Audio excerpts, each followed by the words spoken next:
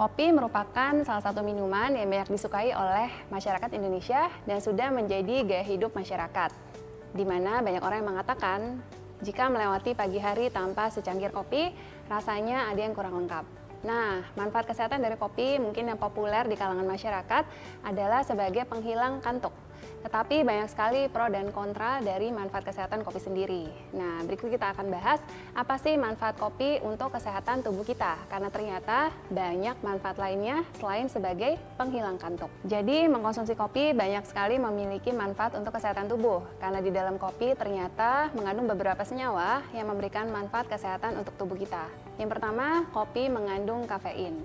Nah, jadi terdapat banyak jenis dari kopi. Mungkin ada dua jenis kopi yang mungkin Anda kenal, diantaranya adalah kopi Arabica dan kopi Robusta.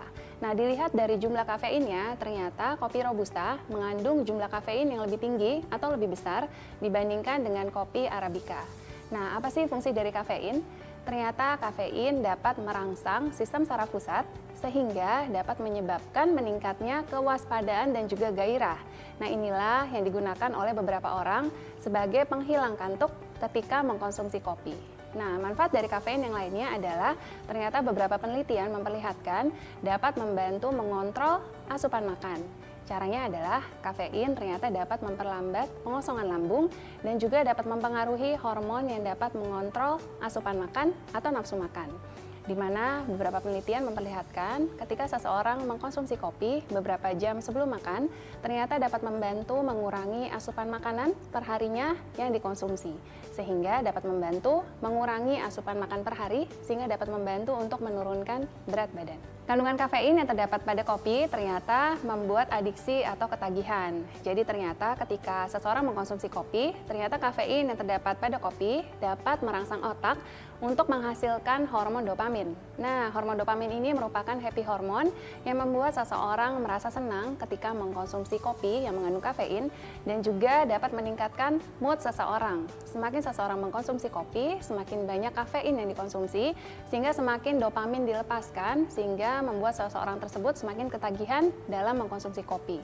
Hati-hati ternyata ketika mengkonsumsi kopi yang mengandung kafein terlalu berlebihan, yaitu lebih dari 5 cangkir per hari atau setara dengan 500 hingga 600 mg kafein per harinya, ternyata memiliki efek negatif untuk tubuh, terutama bagi Anda yang sensitif terhadap kafein.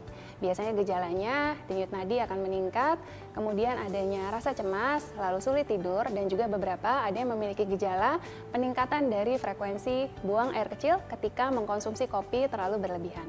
Batasan aman sendiri di dalam mengkonsumsi kafein adalah sebesar 400 mg kafein per harinya atau setara dengan 3 hingga 5 cangkir kopi per hari.